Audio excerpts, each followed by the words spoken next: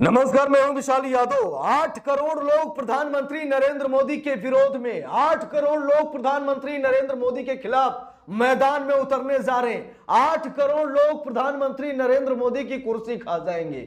दोस्तों, बहुत बड़ी खबर सामने आ गई है, जहां पर 150 घुसपैठियोयों को ढूंढने के लिए प्रधानमंत्री नरेंद्र मोदी ने 8 करोड़ लोगों को परेशान किया है। आज पूर्व मुख्य चुनाव आयुक्त एसवाई कुरैशी साहब ने न सिर्फ चुनाव आयोग की लंका लगाई, बल्कि प्रधानमंत्री नरेंद्र मोदी की औकात दिखा दी है। दोस्तों, ये खबर हम सभी लोगों को जरूर देखनी चाहिए। हर खबर ब्रेकिंग न्यूज नहीं, कुछ खबर हम सभी लोगों के लिए बहुत इंपॉर्टेंट होती है, तो ऐसी खबरें हम सभी लोगों को जरूर देखनी चाहिए। अब दोस्तों, बात यह है कि पूर्व मुख्य चुनाव आयुक्त एसवाई कुरैशी ने चुनाव आयोग की कार्यशैली पर सवाल खड़ा किया, प्रधानमंत्री नरेंद्र मोदी की योग्यता पर सवाल खड़ा किया और साफ साफ कहा कि 150 यानी 150 घुसपैठियों को ढूंढने के लिए प्रधानमंत्री नरेंद्र मोदी ने 8 करोड़ लोगों को परेशान किया है और बड़े पैमाने पर नाम काट दिए। जरा सोचिए, 150 घुसपैठियों को ढूंढने के लिए प्रधानमंत्री नरेंद्र मोदी ने पूरे देश में त्राहिमाम मचा दिया, देश का माहौल खराब कर दिया, लोगों के मताधिकार छीन लिए। कितनी मनमानी करती है सरकार भाई। ये सरकार क्या जनता से कोई मतलब नहीं रखना चाहती? क्या इस सरकार को मशीनरी पर इतना गुमान हो गया है कि जनता हमें वोट दे या ना दे, वो वोट देगी और वो वोट हमारे पास ही आएगा? ठीक है। अब दोस्तों, यहां पर देखिए, लिखा है, अमर उजाला अखबार में खबर भी छपी है और लिखा भी है, 150 लोगों के लिए 8 करोड़ को परेशान किया। पूर्व सीईसी ने क्यों कहा एसआईआर का मकसद मतदाता सूची से नाम हटाना। देख लीजिए, अगर कोई नेता ये बयान देता तो मैं आपको ना दिखाता, कोई अभिनेता बोलता मैं आपको ना दिखाता, लेकिन पूर्व मुख्य चुनाव आयुक्त एसवाई कुरैशी साहब ने कहा कि एसआईआर का मतलब सिर्फ और सिर्फ बड़े पैमाने पर नाम काटना है, इसके अलावा एसआईआर का कोई मतलब नहीं।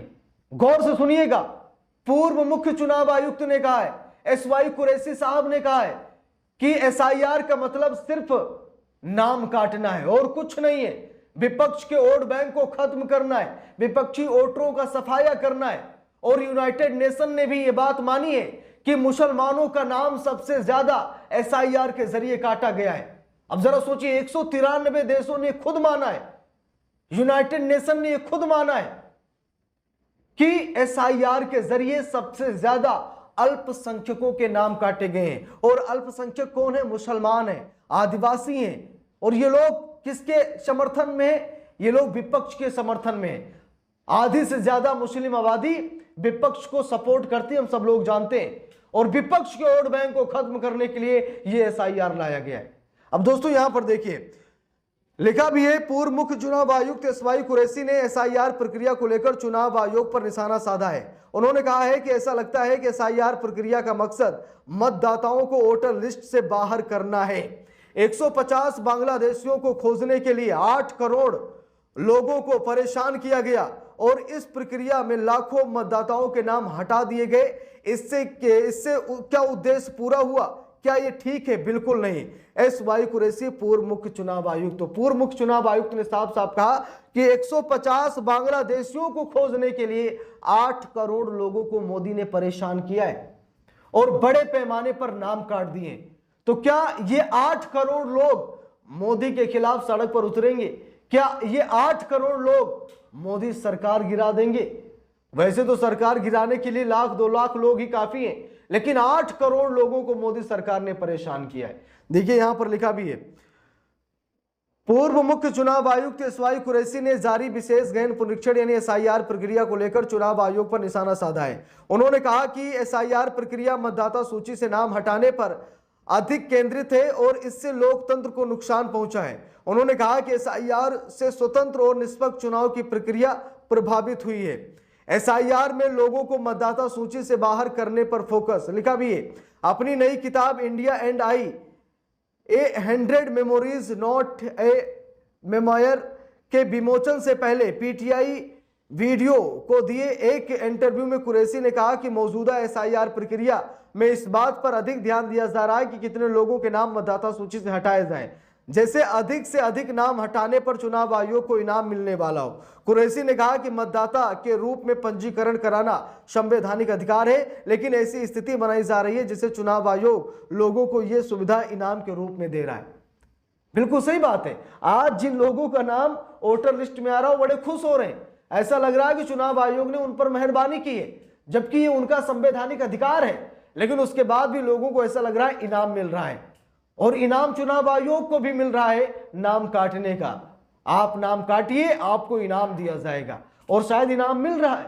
ऐसे ही नहीं, भाजपा में बड़े नेता माने जाते हैं मोदी जी के लाडले मुख्यमंत्री हेमंत बिश्व शर्मा ने कहा कि ज्ञानेश कुमार को भारत रत्न मिलना चाहिए। जरा सोचिए, ज्ञानेश कुमार के लिए भाजपा के दिलों में भारत रत्न दिलाने की आवाज आ रही है। भाजपा कह रही है ज्ञानेश कुमार को भारत रत्न मिलना चाहिए, और भारत रत्न क्यों ना मिले, क्योंकि भाई उनकी वजह से भाजपा चुनाव जीत रही है, तो भारत रत्न तो मिलना ही चाहिए।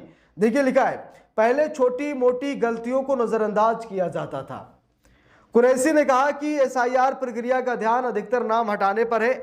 ऐसा लगता है कि कितने लोगों को मतदाता सूची से बाहर किया जा सकता है, यही इसका उद्देश्य, मुख्य उद्देश्य बन गया है। उन्होंने अपने कार्यकाल का उदाहरण देते हुए कहा कि पहले चुनाव अधिकारियों को निर्देश दिए जाते थे कि छोटी मोटी गलतियों को नजरअंदाज किया जाए ताकि कोई मतदाता सूची से बाहर ना हो।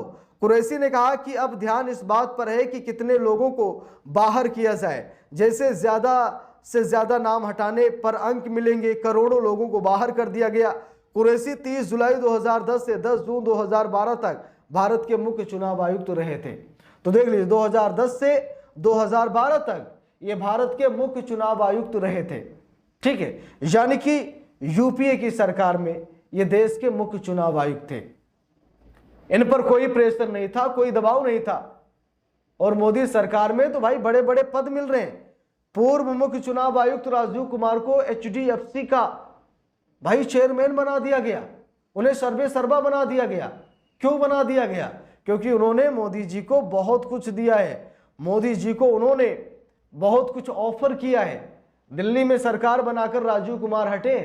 ठीक है, तो सच्चाई है कि जो लोग सरकार के लिए कर रहे हैं, सरकार उनके लिए कर रही, और यही हो रहा है। इनाम के बदले इनाम। चुनाव आयोग कहता हम आपको सत्ता देंगे, हम आपकी सरकार बनाएंगे, बदले में हमें भी कुछ दीजिए, और वही हो रहा है जो डील हुई है। और इस डील का श्रेय सीधे तौर पर चुनाव आयोग और नरेंद्र मोदी को जाता है। नरेंद्र मोदी चुनाव आयोग से डील करते हैं, चुनाव आयोग नरेंद्र मोदी से डील कर रहा है, और इसमें लोकतंत्र की बैंड बज रही है, संवैधानिक दायित्वों की धज्जियां उड़ रही हैं, लोकतंत्र तबाह हो रहा है, हमारा संविधान कमजोर हो रहा है, चुनाव आयोग को असीमित शक्तियां दी जा रही हैं, असीमित ताकत दी जा रही है। इस पूरे मामले पर आप सब लोग अपनी क्या राय रखना चाहते हैं, कमेंट करके जरूर बताइएगा। वीडियो को जितना हो सके दबाकर शेयर कीजिएगा। अगर चैनल पर नए हैं सब्सक्राइब करके सपोर्ट कीजिएगा। मिलते हैं दूसरी वीडियो में, तब तक के लिए बहुत बहुत धन्यवाद।